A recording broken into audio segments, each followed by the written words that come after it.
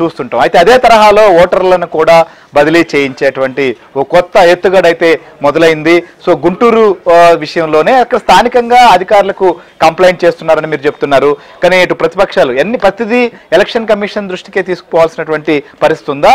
స్థానికంగా ఆధారాలతో సహా ఇచ్చినప్పటికీ కూడా అక్కడ అధికారులు ఏమంటున్నారు సాంబశివరావు? దీనిపైన ఎందుకు చర్యలు తీసుకోవట్లేదు? గుంటూరు సంబంధించి ఇక్కడ పనిచేసే అధికారులు మొత్తం కూడా వైసీపీ తొత్తులుగా పనిచేస్తున్న పరిస్థితి గత 4.5 ఏళ్ల నుంచి మనం చూస్తూనే ఉన్నాము. ఇది ఇదివరకు కంప్లైంట్ పూర్వకంగానో రాతపూర్వకంగా ఇచ్చిన ఫిర్యాదులు అయితే కాదు, ఆధారాలతో సహా ఓటర్ లిస్టు ఎక్కడైతే ఖాళీ పాత భవనాలు ఒకే డోర్ నెంబర్తో 100 కొద్ది ఓట్లు ఉన్న అంశాన్ని వీడియోలు ఫోటోలతో సహా తీసి అధికారులకు ఇచ్చినా కూడా పట్టించుకోని పరిస్థితి. మరొకవైపు గుంటూరు పశ్చిమ ఎమ్మెల్యేగా ఉన్న మద్దాలగిరి ఒక ఏజెంట్కి అతను జరిపిన వాట్సాప్ చాట్ మొత్తం కూడా స్క్రీన్ షాట్లు తీసి అధికార యంత్రాంగానికి ఇచ్చి ఒక్కొక్క వార్డులో ఒక్కొక్క డివిజన్లో ఎన్ని ఓట్లు డిలీటింగ్ చేయాలి, ఎన్ని ఫామ్ షాన్లు పెట్టాలో మద్దాలగిరి స్వయంగా ఆదేశాలు ఇచ్చిన చాట్ను కూడా తీసుకెళ్లి జిల్లా కలెక్టర్కి ఇక్కడ ఉన్న మున్సిపల్ కార్యాలయంలోని ఎన్నికల అధికారులకు ఇచ్చినా కూడా కనీసం స్పందించిన పరిస్థితి దాఖలాలు అయితే లేవు.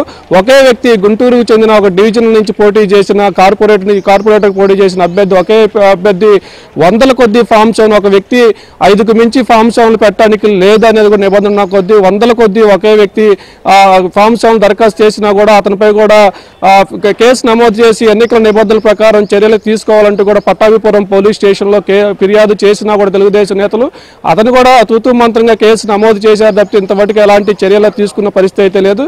ఇప్పుడు తాజాగా మంత్రి స్థాయిలో ఉన్న విడుదల రజనీ గుంటూరు పశ్చిమ నియోజకవర్గానికి వచ్చిన నేపథ్యంలో ఒక మంత్రికి ఇక్కడున్న అధికార యంత్రాంగం మొత్తం కూడా సాగిల పడి పనిచేస్తున్న పరిస్థితి అయితే ఉంది. ఏకంగా మంత్రే ఒక తప్పుడు చిరునామాతో ఖాళీ స్థలానికి అడ్రస్తో ఓటు హక్కు పొందటం, చిలకలూరుపేట నుంచి కొంతమంది తమకు అనుకూలంగా ఉన్న వారిని తీసుకొచ్చి గుంటూరు నగరంలో పలు ప్రాంతాల్లో వాళ్ళ ఓట్లు చేరుస్తున్నారనుకునే ఆధారాలతో సహా చేర్పించిన ఓట్లు దరఖాస్తులను కూడా ఆధారాలతో సహా ఇక్కడున్న టీడీపీ నేతలు ఫిర్యాదు చేసినా కూడా ఎవరూ పట్టించుకున్న పరిస్థితి అయితే లేదు.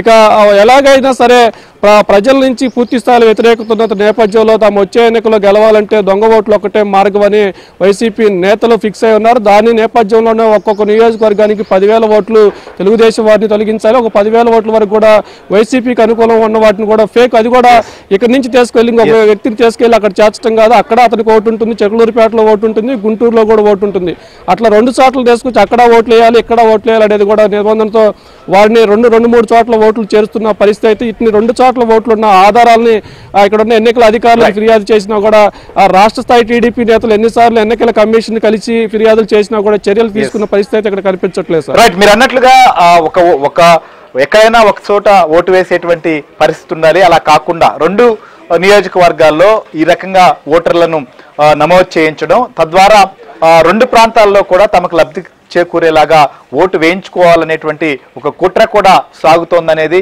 సో ఓటర్ల జాబితాను మాత్రమే పరిశీలించడం, దాంట్లో తమ ఓట్లు ఉన్నాయా లేవా అని చూసుకోవడం, లేకపోతే కంప్లీట్గా ఏదైనా ఒక పెద్ద సంఖ్యలో ఒకే డోర్ నెంబర్లో కావచ్చు లేదా ఒకరి ప్రాంతంలో ఉంటే వాటిని